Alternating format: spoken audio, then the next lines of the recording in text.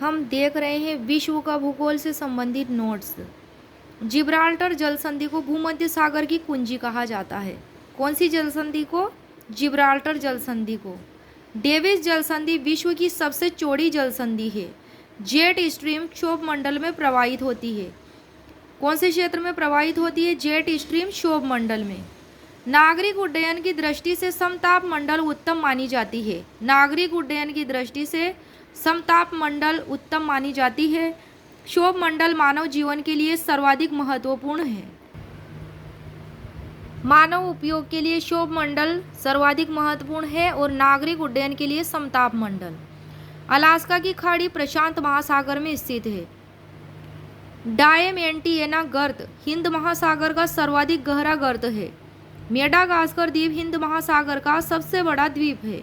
कील नहर जिन्हें जोड़ती है उत्तरी सागर को बाल्टिक सागर से जोड़ती है। ये प्रश्न आया था RS प्री एग्जाम 1999 को। पनामा नहर जोड़ती है प्रशांत महासागर को अंध महासागर से जोड़ती है। अंध महासागर का अन्य नाम अटलांटिक महासागर भी है। यह प्रश्न भी आ चुका है BPSC प्री एग्जाम 1999 में। सू नहर जोड़ती है। सू नहर सुपीरियर और ह्यूरन झील को जोड़ती है जो कि उत्तरी अमेरिका में स्थित है। यह प्रश्न UPPCS प्री 1991 में आया था। ओरोविले बांध यह USA में फीदर नदी पर स्थित है। कोरल रीफ या जीवाश्म पट्टी प्रायः कहाँ पर पाई जाती है? तो कर्क और मकर रेखा के बीच तटीय क्षेत्रों में पाई जाती है। यह प्रश्न RS प्री 2008 के एग्जाम में आया था। ब्लैक फेलो क्या होते हैं? तो ये ऑस्ट्रेलियाई आदिवासी होते हैं। गरजती चालीसा, प्रचंड पचासा और चीखता साठा क्या है? दक्षिणी गोलार्ध में पश्चिमी पवनें होती हैं। ये प्रश्न MPPSCS 2015 में आया था। हवाएं उच्च वायुदाब क्षेत्र से निम्न वायुदाब की ओर चलती हैं। हवाएं किस दिशा की ओर चलती हैं? उच्च वायुदाब क्षेत्र से निम्न वायुदाब की क्षेत्र की ओर चलती हैं। प्रश्न कथन ए, उत्तरी गोलार्ध में पवन प्रतिरूप दक्षिणावर्त तथा दक्षिणी गोलार्ध में पवन प्रतिरूप वामावर्त होता है।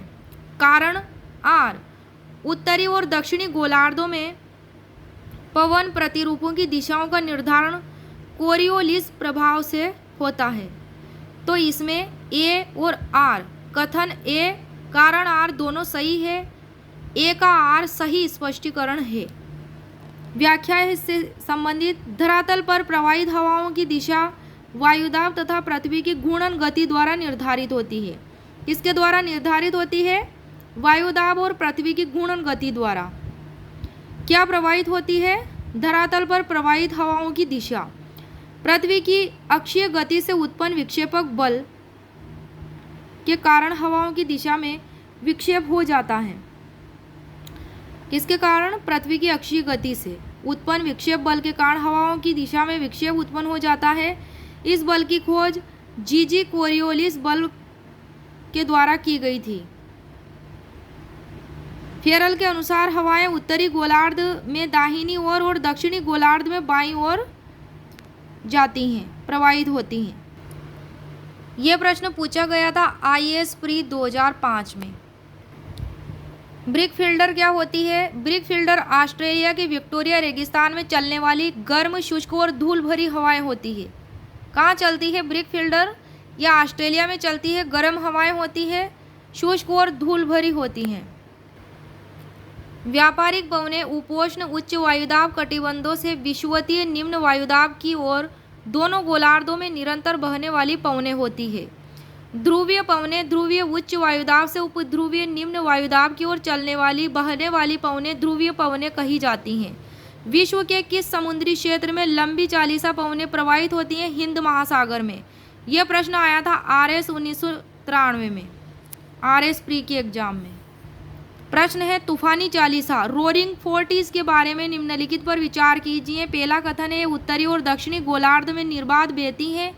दूसरा स्टेटमेंट है बड़ी शक्ति और स्थिरता से बहती हैं। तीसरी है इनकी दिशा सामान्य तौर पर दक्षिणी गोलार्ध में उत्तर पश्चिम से पूर्व की ओर प्रवाहित होती हैं। चौथा स्टेटमेंट है मेघाच्छादन, आकाश वर्षा और खराब मौसम इनके साथ सामान्य तौर पर संबंधित होते हैं। तो तूफानी चालीसा से संबंधित कथन पर विचार है 2, 3 और 4, ये तीनों स्टेटमेंट सही है। कौन कौन से? सेकंड, थर्ड और फोर्थ। पहला गलत है। ये पवने जो केवल, कौन सी पवने? तूफानी चालीसा। ये पवने केवल 40 डिग्री से 50 डिग्री अक्षांशों पर दक्षिणी गोलार्ध में, मुख्यतः दक्षिणी हिंद महासागर क्षेत्र में प्रवाहित होती हैं। कौन से गोलार्ध पर? दक्षिणी गोलार्ध पर। जबकि यहाँ स्टेटमेंट 1 में उत्तरी गोलार्ध को भी शामिल किया गया है, इसलिए ये स्टेटमेंट 1 रॉन्ग हो जाएगा। तो ये 40 से 50 डिग्री अक्षांशों पर दक्षिणी गोलार्ध में, मुख्यतः दक्षिणी हिंद महासागर क्षेत्र में प्रवाहित होती हैं। इनके साथ प्रचंड झंझावात भी चलते हैं। प्रचंडता के कारण ही इन्हें गरजती चालीसा या लंबी चालीसा कहा जाता है। इनकी दिशा जो होती है उत्तर पश्चिम से दक्षिणी पूर्व की ओर होती है। वेलिंगटन, जो कि न्यूजीलैंड की राजधानी है, एकमात्र राजधानी है वेलिंगटन, जो इन गरजती चालीसा हवाओं के मार्ग में पड़ती है। ये प्रश्न आ चुका है IAS प्री 2000 में। पछुआ पवनों को प्रचंडता के कारण दक्षिणी गोलार्ध में 40 डिग्री अक्षांश पर गरजता चालीसा, 50 डिग्री अक्षांश पर प्रचंड पचासा और 60 डिग्री अक्षांश पर चिकता साठा कहते हैं। दक्षिणी गोलार्ध में पवन के बाईं ओर विचलन का कारण क्या है? तो इसका आंसर होगा पृथ्वी का घूर्णन। यह प्रश्न IAS 2010 में आया हुआ है। दक्षिणी गोलार्ध में पवन के बाईं ओर और उत्तरी गोलार्ध में पवन के दाहिनी ओर विचलन कोरियोलिस बल के कारण होता है। कोरियोलिस बल पृथ्वी के घूर्णन के कारण उत्पन्न होने वाला बल है। पवनों का मौसमी उत्क्रमण किसका प्रारूपी अभिलक्षण है? मानसूनी जलवायु का। मानसूनी पवनें वे पवनें होती हैं जिनकी दिशा ऋतु के अनुसार बिल्कुल उलट जाती है। ये पवनें ग्रीष्म ऋतु के 6 माह में समुद्र से स्थल की ओर चलती हैं। शीत ऋतु में 6 माह में स्थल से समुद्र की ओर चलती है। ग्रीष्म ऋतु में 6 माह तक कैसे चलती है? स्थल से समुद्र से स्थल की ओर, समुद्र से स्थल की ओर ग्रीष्म ऋतु में चलती है। और शीत ऋतु में 6 माह तक ये चलती है स्थल से समुद्र की ओर।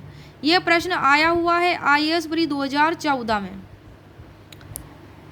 स्थानीय पवनें, ये पवनें तापमान और वायुदाब के स्थानीय अंतर से चलती हैं और बहुत छोटे क्षेत्र को प्रभावित करती है। भूमध्य सागर लगभग 30 डिग्री से 40 डिग्री अक्षांशों के मध्य स्थित है। यह क्षेत्र उपोष्ण उच्च वायुदाब पेटी के अंतर्गत आता है। यह पेटी गतिजन्य होती है। ग्रीष्म काल में स्थानीय पवनें इन अक्षांशों में व्यापारिक हवाएं और शीतकाल में पछुआ हवाएं चलती हैं। व्यापारिक हवाएं उत्तर पश्चिम में और पछुआ हवाएं उत्तर पूर्व की ओर चलती हैं। कौन से अक्षांशों में? तो 30 से 40 डिग्री अक्षांशों के मध्य, 30 से 40 डिग्री अक्षांशों के मध्य व्यापारिक हवाएं और शीतकाल में पछुआ हवाएं चलती है। ग्रीष्म काल में व्यापारिक और शीतकाल में पछुआ हवाएं। महाद्वीप अलग कैसे हुए हैं? ये विवर्तनिक क्रिया से अलग हुए हैं। यह प्रश्न BPSC प्री 2011 में आ चुका है। पृथ्वी का निर्माण विभिन्न प्लेटों से हुआ है। ये प्लेटें विवर्तनिक क्रिया के फलस्वरूप गतिशील और प्रवाहित होती रहती हैं। कौन सी क्रिया से? विवर्तनिक क्रिया से। इस प्रकार ये प्लेटें अपने ऊपर स्थित महाद्वीप तथा महासागरीय भागों को अपने प्रवाह के साथ ही स्थानांतरित करती रहती हैं।